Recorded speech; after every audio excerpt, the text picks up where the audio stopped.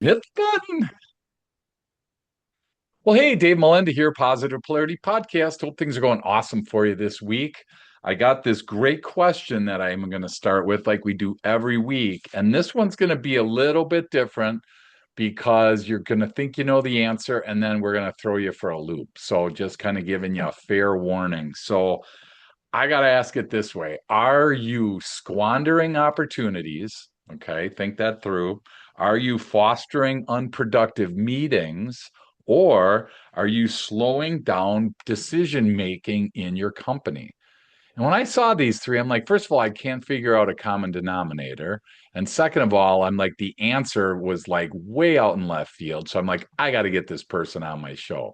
So I'm honored to be hanging out with Patti Schutte. How are you today?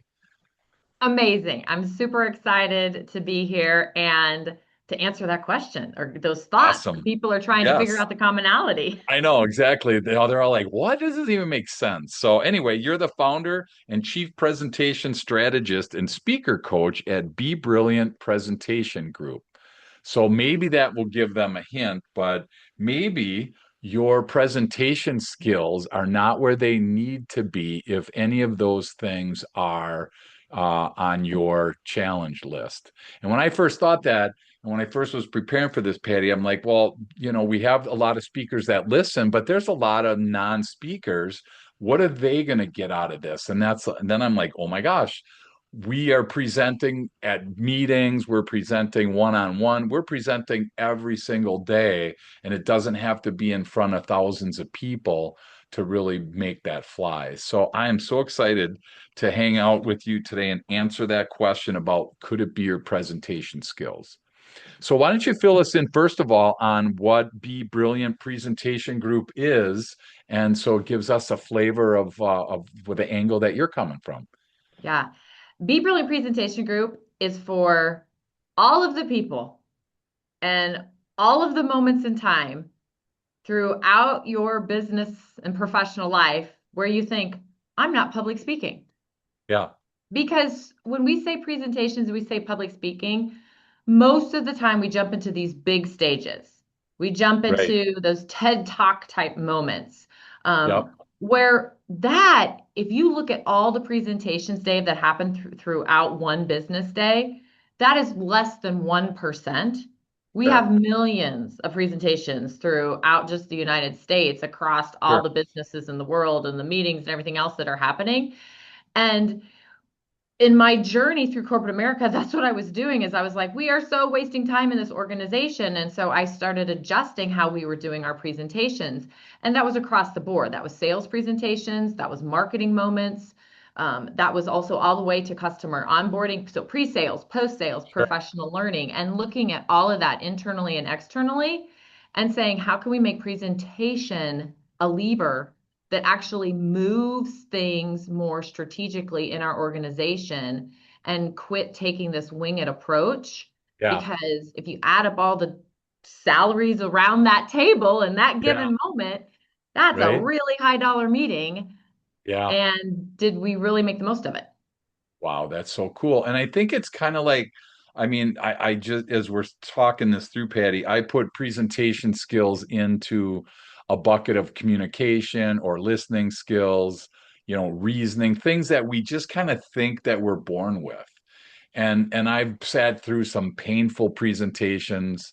I've sat through some fantastic ones. So, and again, the listener probably can identify with, man, I know people I'd go fly across the country to speak, and then I know people I wouldn't even walk across the street, so to speak, to listen, to hear them. Before we get into that, though, you did touch on your corporate journey, and people listening love to know what your transition from corporate America to owning your own business, because we have so many people that want to make that journey, but they're not sure how. So we try every week to kind of touch on that. The caveat is Patty's way is not the right way or the wrong way. There's no right way. Everybody does it different. So just because she did it her way doesn't mean that you got to do it this way. But like, so you're in corporate and you're seeing this need. did you earlier before you saw the need, let me start there. Did you think eventually you were going to own your own business and be an entrepreneur, or were you just kind of happy where you were? Well, I've always said more than an entrepreneur, I was more of Yeah. just kind of a hustler. Because, Okay. in college it was like, what do I need to do to make a few bucks? Yeah. And then when I started in my career, I always felt like I just needed something extra. So I was tutoring and doing all sorts of things. Um, so my journey is very well, maybe it's not very unique, but I find it's unique because my business started while I was working in corporate America doing the same work for a publishing company, an educational publishing company, and we serve Okay. the K to 12 education market. Um, and a girlfriend called me one day and I thought we were catching up. And we did catch up, but then at the end of it, she's like, "Hey, it's great to catch up, but this is why I'm really calling you." She goes, "I've seen Oh, what you've done. You hold presenter audition events. I mean, nobody can present at our organization if you don't hand select them, if they don't go through the training." And she had sure. since left that organization and went to a new tech company. And that tech company did an enterprise conference. And Okay. it was mainly electrical and mechanical engineers that use their products. And so these electrical mechanical engineers who are absolutely brilliant would come to their conference and then they would go to present their use cases or how to get more out of the products. And Yeah. needless to say, it wasn't so great when they were Sure. presenting. And she's like, "I know what you do, I know how you train, and I need your help." And I kind of giggled, Dave, because you got to go back to this is 2011. There's Okay. no Zoom. Yeah. There's, I mean, I had WebEx. And she said, "Here's what you're going to do. You're going to write webinars and you're going to train them on how to design and deliver presentations that really hook people and get people to be super excited to be there and help them with their nerves and help these people that are brilliant subject matter experts, but they got so much going on in their head, they don't know how to narrow it down." And she's like, "Then you're going to give them one-on-one coaching and then you're going to come on site to the conference and be their speaker help."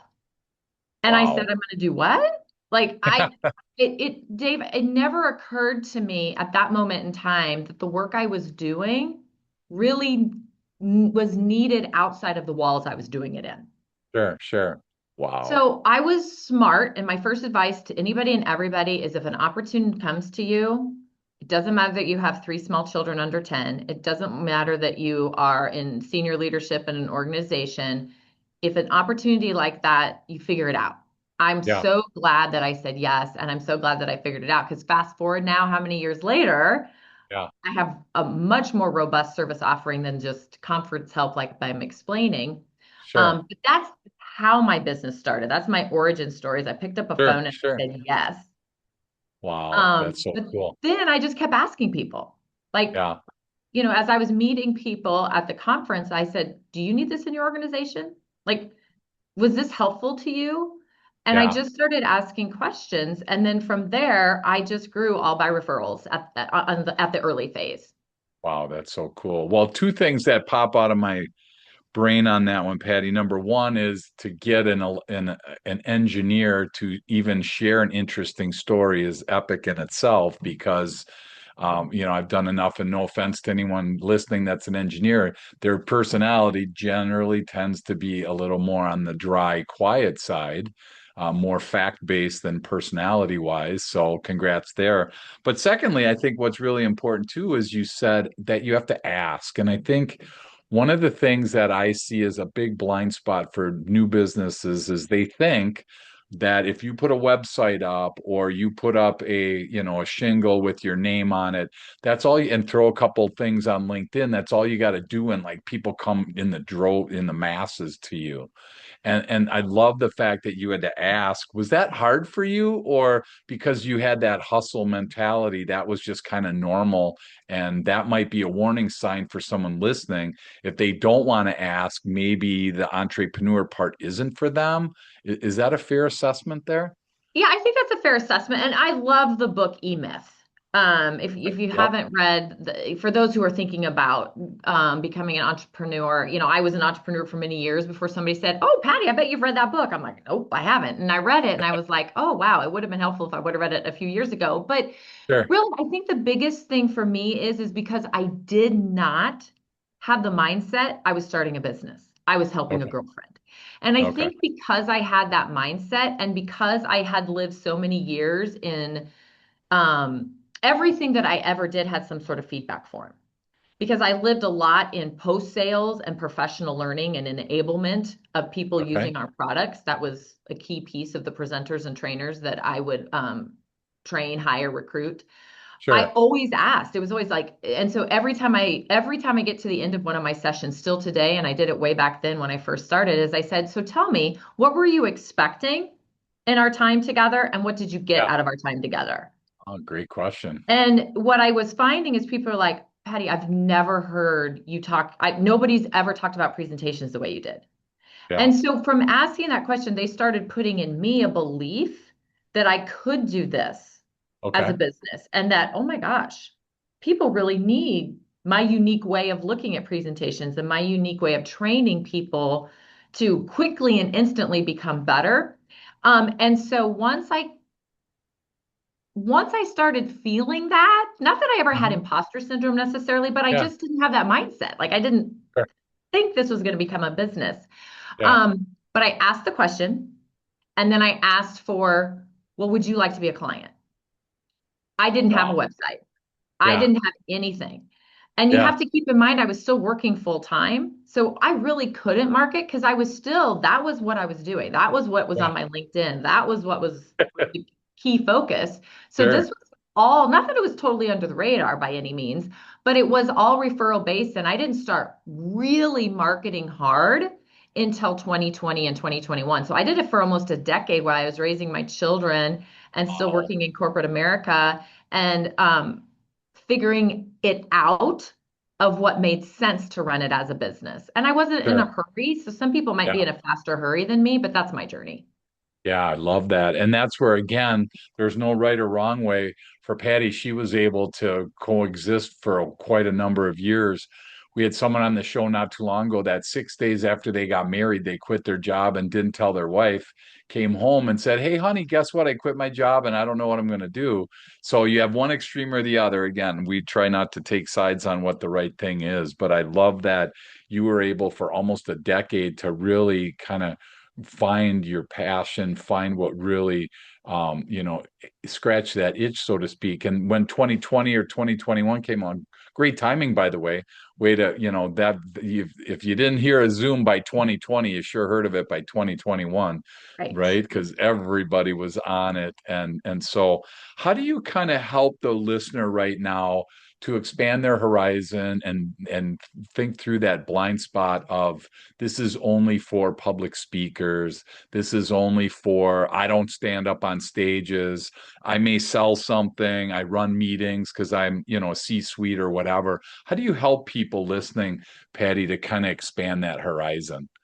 Yeah. So I usually sit down and I say, tell me about the last time you stood in front of one or more people and Okay. you wanted something to happen. Gotcha. Was that a networking event?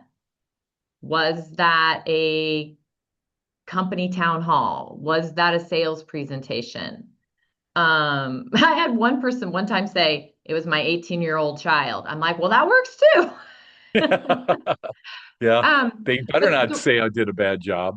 yeah, but the reason I say that is because a lot of times people don't realize that they're standing in a moment that they want to influence. Because if you take everything else away and we think about presentation, when Patty Schutte says the word presentation, what I want people to understand is you're standing in a moment, and I mean it literally or figuratively, because obviously I'm not standing right now, I'm sitting, but I'm still in a Sure. moment Yep. where you are definitely wanting something to happen.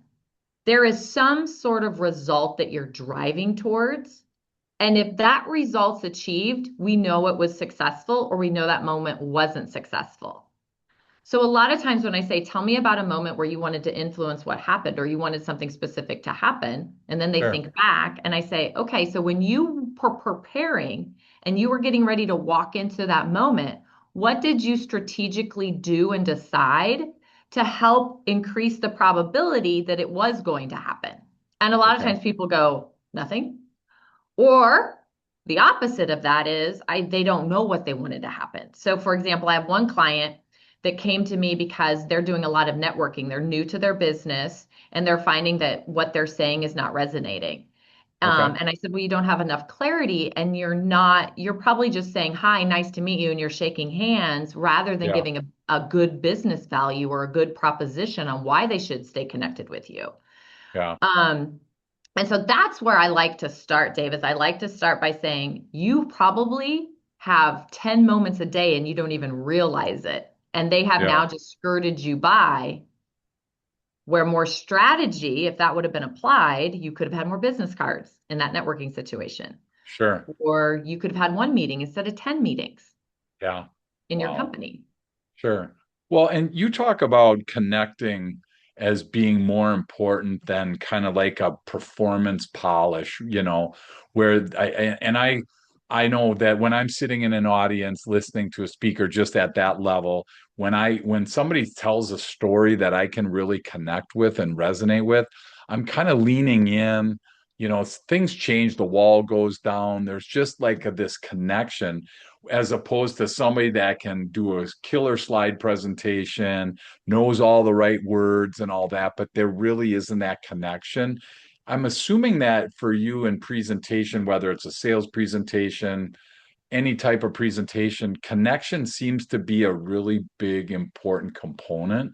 Do you spend time on that connection piece, or do you just make the assumption that the speaker, the person has to do that on their own? Help us out with that. No, so connection comes two ways. So if you look at presentations from now, I'm getting ready to prepare. So Okay. we need clarity. We need to know what it is that we want to happen in this moment. And I have a process to take you through clarity. And then once you have that clarity, we go and then we actually start saying, you know what you want to happen. Now we got to create it. We got to write it. Sometimes it has Okay. slides, sometimes it doesn't have slides. But as we're creating it, we're looking for those human connection moments. And what human connection moments make sense in the context. Okay. For example, I have one client who they had a really challenging acquisition. And so the CEO had to make some very heartfelt, and I said, we're stripping the slides. There are no slides. We Mm, need you to look in the camera. We yeah. need you to have a serious face, and we need you to just pour out your heart and be human and take away the executive hat for a moment to get That's people got to through be this tough. transition. Yeah. Oh, it was really tough. But Yeah. and so that human connection piece, we look for how we can do it. And storytelling is one of those things that's incredibly important, but sometimes a story, he didn't need to tell a story. He just needed to look at people and strip away the fluffy corporate language Okay. and just change his tonality, change his word choice, and just be real. Okay. But then other times, to your point, yeah, like instead of saying, here's our 7-step process, can we tell a story of a client that went through the 7-step process and we can show what it was like before the process and what it was like after the process? Because that's probably going to sell your services and products better than going through the 7 steps one by one. Okay. But what's really key about human connection is that it's genuine and that your tonality and your voice variance, your facial gestures, that all comes together in a congruent way Okay. that really makes you authentic and people want to lean in. People Sure. want to connect with you more. So when I get to that practice piece, Yeah. we're starting to rehearse for your presentation moment. Hmm. That's where I really hone in on human connection skills are your delivery skills, which a lot of times people call their public speaking skills. Okay. I don't always term it as public speaking skills because that jumps people onto those big stages. Yeah. So Yeah. I Yeah. much prefer to say they're human connection skills. Sure. Wow. That's cool. Well, and I don't want to gloss over what you said about like the starting piece, but I never really thought of it the way you brought it up is what do you want to have happen? I mean, it's interesting to kind of so many people are when they're prepping for some type of meeting, some type of present a sales presentation, we see them just are they're so worried about delivering the message. They forget what the kind of the goal is, number one, but also like you said, number two is the delivery of the message to me is as important as to what that message is. And I always use the example of, I'm an only child. And when I was a kid, man, my mom would say my name in one of two ways. And there was one way it was like, Dave. I knew that that was all good, but I tell you what, I heard the other one, Dave. That was like same word, two different ways it was said. One attracted me home, and one got me going in the other direction. So, I mean, what is it? Do most people forget that there's the end that there's a goal here, and they forget about that? I feel like that's missed a lot of times in our presentation. I, yes, I don't think it's that they forget they have a goal. I think that they don't take enough time verifying that Okay, that is actually that the goal that needs to makes happen sense. in this moment. So, Gotcha. to give you an example, I was in Seattle working with a startup company and I was doing a sales training. And it was a brilliant mathematician who had started this tech company that was just doing amazing things. But what was fascinating is, again, I feel like I'm talking about mathematicians and engineers and everything, and say, he wasn't presenting really Yeah, well. sure. Um, but as we were working together throughout the 2-day workshop, all of a sudden they made a comment about a sales call that they had had. And I said, well, tell me, let's unpack that. So Yeah. they told me what happened, and I was standing, and so I pulled a chair up and I sat down, and because I wanted to change my body language in the moment because I wasn't training anymore. We had Okay. switched gears, so that's just for those who are listening. Sidebar, I was switching who I was, so I switched my body position, which is a really good presentation move. Ah, But I sat down with them and I said, so let me get this straight.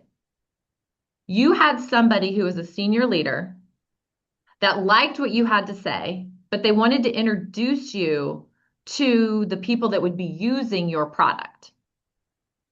So you came in with a demo out of the gate when you hadn't even built rapport and you hadn't built an advocate. hmm, And I said, the likelihood that you'll ever hear back from them is probably pretty low because this senior manager, gave you the door to meet with the people that reports to him, yeah, but you didn't sit down and take the time to say, hey, let's build some rapport. Let's build an advocate. I hear you have this problem. I hear you have this need. It was shared to me from the senior leader. So what happened is they didn't take time to pause and clarify, okay, why are we getting the door opened? What are we going into right here? What is yeah, going to be the thing that needs to happen to keep this deal going forward? They jumped to meeting 4 gotcha. rather than focusing on meeting 1. And when we shared that, they said, oh, Patty, we didn't do your clarification step because we had already talked about that the day before. I said, right. So we took a break and we took the clarification. I said, if you're in this situation again, what would that look like? So I say that and I share that story is because I think we know we need to do something, but we don't get a strategic process that we can use to make sure that we've clarified, yes, this is really what I'm going after in this Okay. particular moment. So as I'm working with clients, I have a Yeah, three-phased approach that we go through, and we always start with that clarification phase. And sometimes we get to the end and we're like, nope, we were right. That is definitely the goal I had in mind. I've verified. yeah. Sometimes it goes 180 degrees a different direction. Wow. Well, I tell you, I think that it's so easy to forget why you're there. I mean, in one sense, like in a sales call, it seems easy you're there to sell something, but it's kind of like a little more complicated than that because we're not selling Girl Scout cookies a lot of times. It's a longer process. There's emotions involved, there's, personalities involved. So that's so cool. Hey, we're going to take a break. When we come back, Patty's so famous that she actually created her own word. So we are going to unpack what that word is. So just buckle in because this is a pretty cool word. So we'll be right back. Welcome back. Honored to be hanging out with Patti Schutte, the founder and chief president. This is the longest, I have to say, this is the longest that I've ever had to the job title. So is this on your card, this whole thing, or It did you is, and it's abbreviate long, but this? I tell you what, it makes people be like, I've never heard of that before.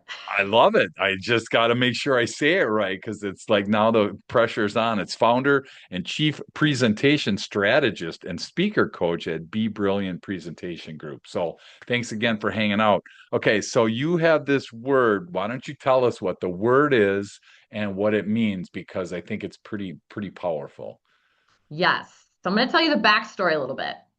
So, I shared that I started really doing marketing and going strong because I had been also doing this business with corporate America for a number of years. Yep. Well, then as I was putting myself out there more and I was networking more, people kept saying, "Oh, you're the speaker coach person." And I'm like, "No, I'm not the speaker coach person."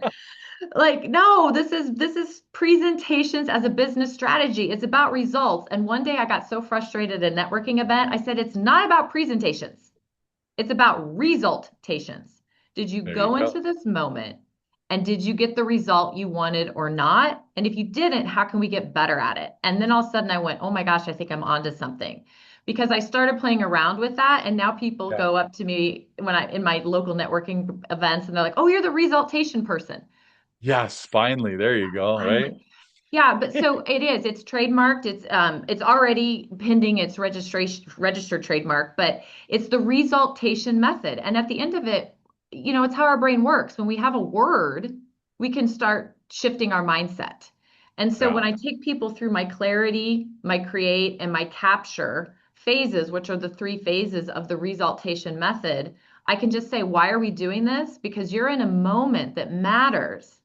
And are you increasing the probability of getting that result or not? Because by definition, that's why we present. Yeah. Well, and that's why I think if you don't know what you want to happen, you're never, then anything can happen and you don't know if it's successful or not. So it feels like, at least for me, I know for some of the times that I've been in presentations, whether I'm standing in front of a group or I'm presenting a sales opportunity to somebody, I feel like sometimes I skip that. What do you want to have happen? Can the what do you want to have happen change per meeting? I mean, is it kind of like an evolving what do you want to have happen, or is it pretty stagnant and static? Oh, no, it should always evolve. And Okay. so, one of the questions when I start working with somebody, a lot of times they come to me, Dave, because something went wrong. Okay. Unfortunately, that's where I get clients a lot of times. Something went Sure. sideways. And I say, "Well, why did it go sideways? Well, what did you want to have happen?" And Yeah. then I said, how do you quantify that it did or didn't happen? Like, we do so much in the corporate America and in business world, we have so much data. And then we look at the data and then we make decisions based on the data, but we don't apply that in our presentation moments when we're communicating. I go, there are ways that we can decide was that Yeah. successful or not. That is measurable and that can inform us, hey, we're on the right track or we're not. Sure. Um, and so one of the key things I tell every person is please don't assume that everything is lather, rinse, repeat. I'm just going into another team meeting. I'm just going into Yeah. another. I mean, I don't want to throw anybody under the bus here, but I know you present a lot, Dave, but please don't ever get to the point where you're like, oh, I've done this 1,000 times. Oh, Because as yeah, soon as somebody exactly. says that, I'm just cringing because I'm like, Yep. whoa, whoa, whoa, whoa, but every audience is different and every moment's different. Yep. So what to just kind of to take my clarify phase, my blueprinting Yeah. phase, which is that first phase of my method, and if I just could give a quick few Yeah, seconds on what you do, for sure. is a key piece is close your eyes and you get to the end of your presentation. You should clearly know what you want your audience to do, what you want your audience to remember, that they remember so much that when they see you a month later, they can regurgitate it back to you. Sure. And how do you want them feeling? Yeah. Wow. What do you want them to do? Yep. What do you want them to remember? And how do you want them feeling? And when you know those three things, now you can start writing your presentation. Gotcha. Wow. Yeah, and I can say full disclosure, I've never done it that way. I mean, you kind of get stuck. You stop after what do you want to see happen, right? You can envision your whatever you are thinking, a sale, a standing ovation, a line of people waiting for a signed copy of your book, whatever it is, you can have these concrete ideas, but the other two pieces that you talked about, that's like totally fresh for me. So I love that piece.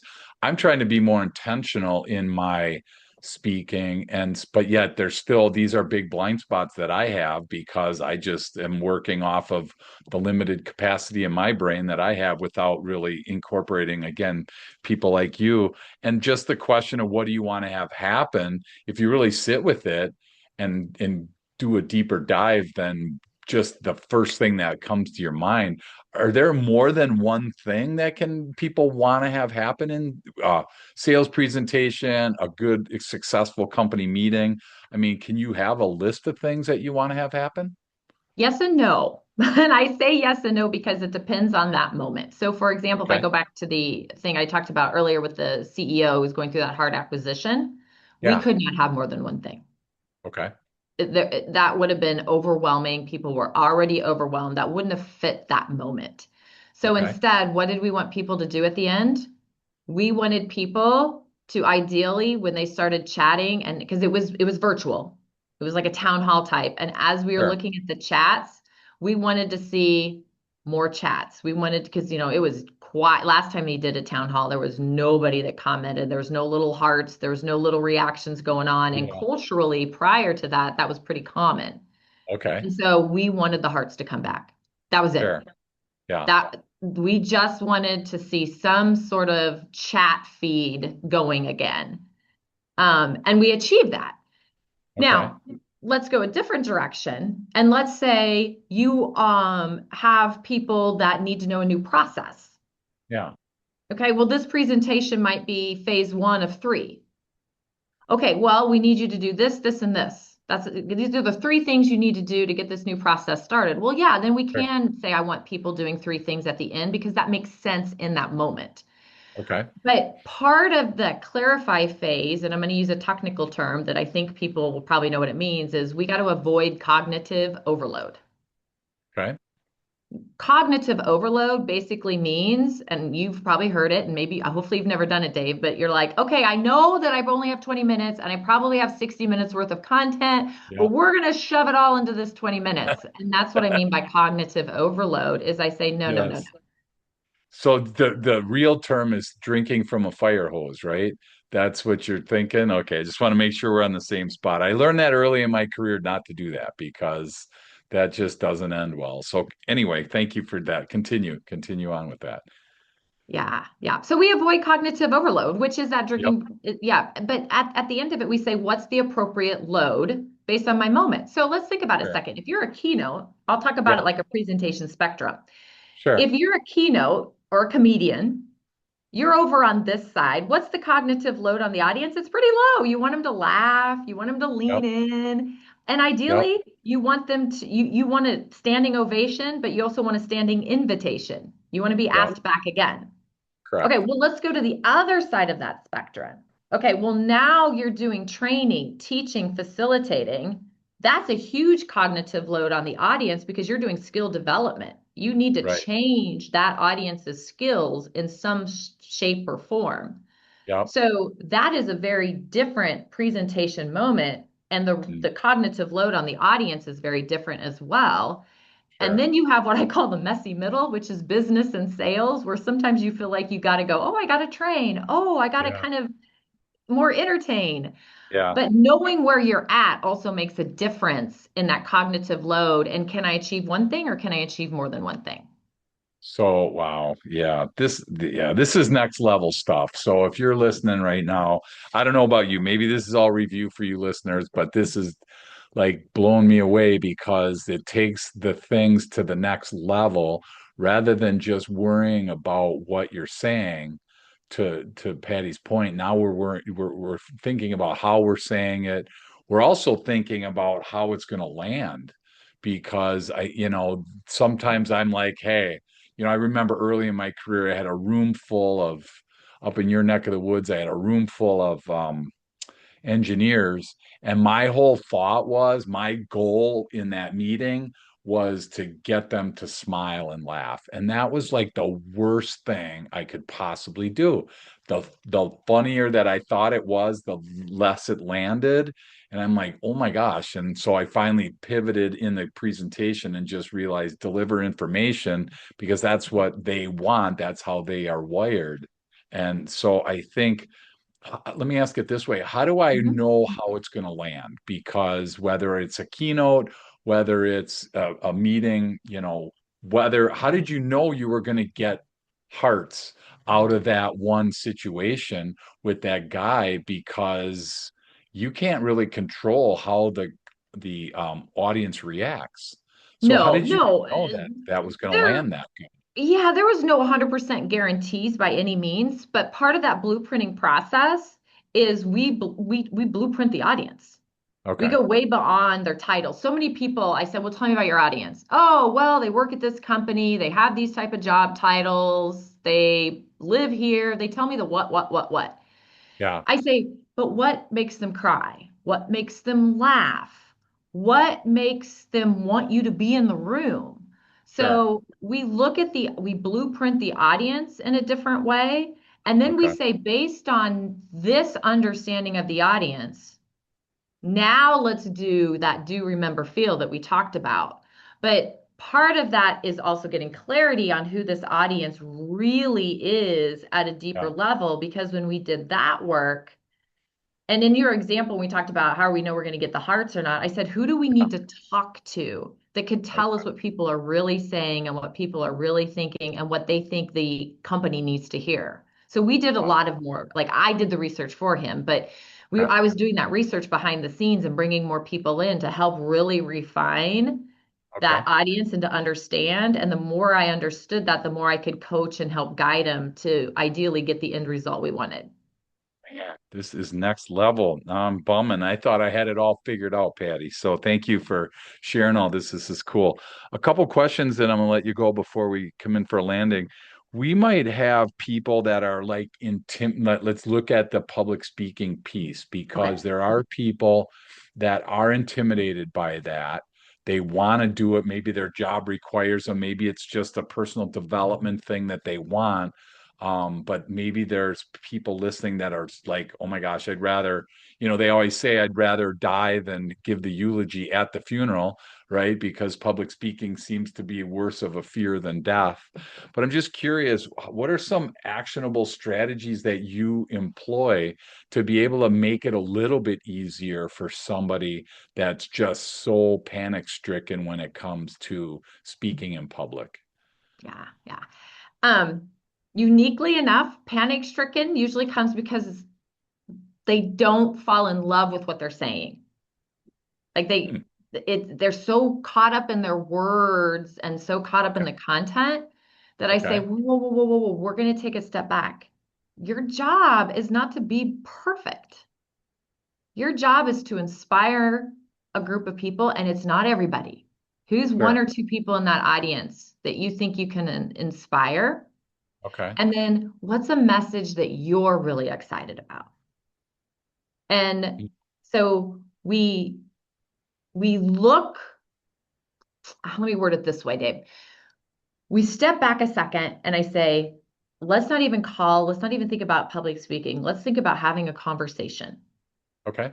We're having a conversation, and let's get to the content to where you feel like you can talk through it as a conversation. And then once they really like their content and they're really confident in what they're going to say, that starts reducing some of that stress, Okay. because we don't start with word for word, what are we going to do, and creating an outline. We back it up Yeah. a little bit and just get that clarity, like I've been talking about. Yeah. And then I tell them, here's the tiers of being a good presenter.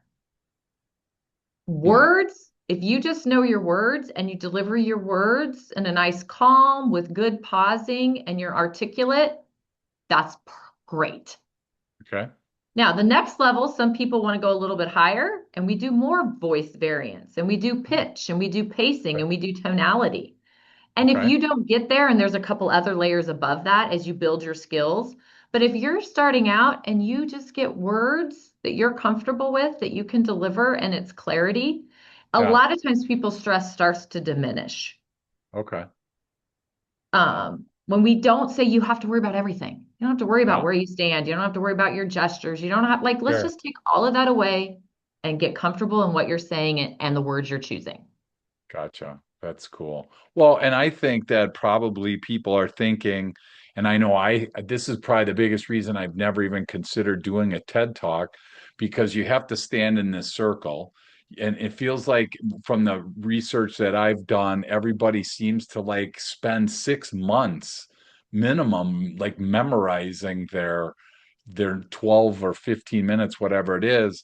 And it just felt very fake. It did not feel like it was, I mean, I'd be winging it half the time in speaking. There are stories that, oh my gosh, it pops into your head and you just, feels very like aligned with the comment that you're doing there. So is that a problem where people think it's so polished that it's a TED Talk where every thee and thou has to be exact, every smile, every grimace, everything has to be just dead on versus you're able to improvise? I feel like that's a big challenge for people to have to live that way. Yeah. Oh, yeah. We don't memorize. I don't coach memorization. The Okay. only thing you memorize is your opening Okay. because your nerves get you. Yeah. And so one of the things, a lot of times the shoulders come up. And one of the things I teach people before you walk out on that stage or walk into even a virtual moment, shoulders front, back, down, close your eyes, take a deep breath, and just don't let those shoulders go up. Don't let that body start to close in. When you start feeling that, take a deep Sure. breath, take a pause, Yeah. have a bottle of water right there, give yourself a quick break. But memorization is stressful. Yeah. And so in most of the moments, and I'm going to put TED Talk aside, like the Sure. example, I can come Yeah. back to that, but Yeah. in 99% of the moments I'm talking about with my clients this is not a memorization moment. This is about knowing your content intimately and internalizing it and knowing the points you want to hit and practicing it enough organically that you're prepared, but you're not Yeah. memorized. Okay.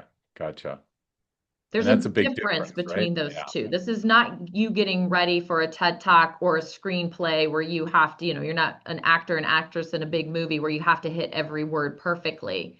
Sure. This is different. Okay. And thank you for clarifying that because I think that probably some of the listeners are fearful that, hey, if I don't say it right or if I stumble over my words, we used to count the number of ahs or ums that you used to say, and people would get all bent out of shape on that. Certain people, that's just how they communicate. And I think the more that you do it, the less of those ums and ahs and things actually are there. And I think that's the small little things that like prohibit people from actually taking action and becoming, more of a presenter that is, people want to listen to. So I appreciate that. One last thing here. What trends are you seeing that we should be looking for in the next couple of years? I mean, is connection going to continue to, evolve our stories? I mean, are there things that you're seeing that are, just really some trends for us as we think about our presentations moving forward? Yes. The first trend that I already saw a lot in 2025, and there's actually been some articles written about it. Some magazines have reached out to me about it, is the world of AI that we live in Okay. and its place in presentation development and its not place in presentation development. And so one of the trends is don't start there because a confused mind in gets confused mind data out, and Yeah. it just gives you so much information in an AI perspective. I'm finding that my clients are even more confused. Hmm. They're like, well, I put this into ChatGPT, or I put this into Gemini, or I put this into Claude, or I put this into Yeah. whatever. So my biggest trend right now I'm seeing is the fact that it has amplified the importance of my blueprinting process that I work with. You got to get clarity. There's a Sure. place for AI, but it is not the first step. So that's Gotcha. a big trend that we need to make sure that we're not overusing. And because what's happening is now when people send me drafts of their Hmm. talks, they all Yeah. sound the same. There's no humanity in it. There's no Yeah. personality. So I do think that human connection and your personality and who you are as a person, and I call it presentation brand. And Okay. so I use the example of if you think if Steve Jobs presenting versus Bill Gates presenting, you're going to just get two different brands. Not one's not Fair. right and one's not wrong. You're just going to get two different Fair. styles. And so Yeah. your style, your presentation, who you are authentically, that is going to become much more important.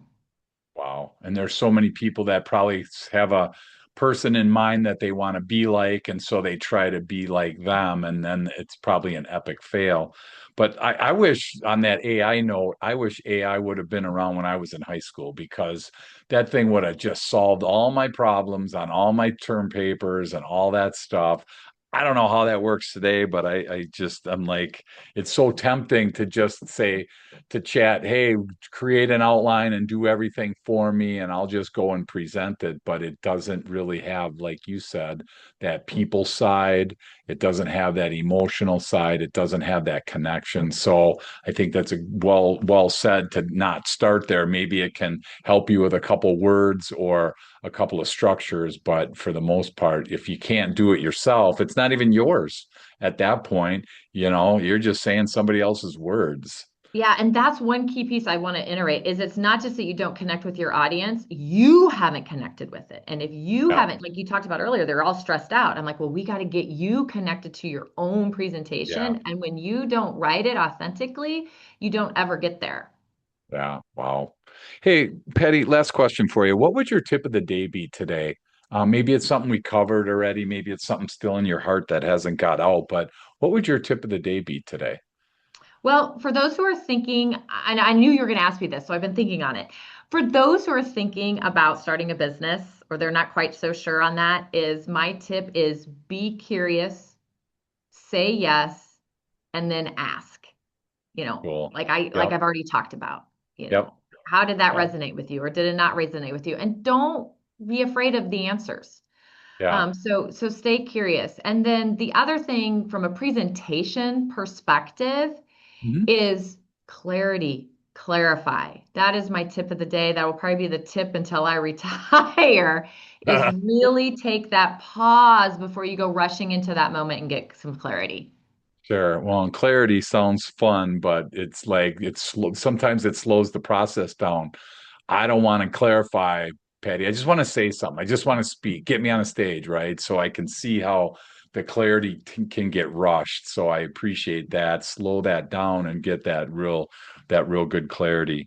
So for people listening, Patty, that want this may be really like, oh my gosh, my presentation skills, whether it's on my team, whether it's in my sales journey, whether I am a public speaker, whether whatever my role is in life, I need to do a better job on the presentation skills. If they want to connect with you, what's the best way for people to do that? Yeah, just go right to my website. It's bebrilliantpresentationgroup.com. And right at the top, if they want a free micro course to get some my top tips, you can do that. It's right at the top of the website. Or there's a button that says let's chat and you get me. It goes Wow. right to me. So you can find a time and we can grab a virtual coffee and we can chat about your presentation skills and what things you may want to improve in your life and your skill set. That's so cool. If you leave this and you still have poor presentation skills and you don't take her up on that, that's on you. I don't feel bad. Patty's not going to feel bad. Go to bebrilliantpresentationgroup.com and find a way to connect with her so that you're not squandering the opportunities we talked about at the beginning. You're not fostering those unproductive meetings. Now, these things take on a whole new meaning since we just unpacked this, and then slowing decision making processes, whether it's in sales or in your company journey. Your presentation skills have such an important part in that.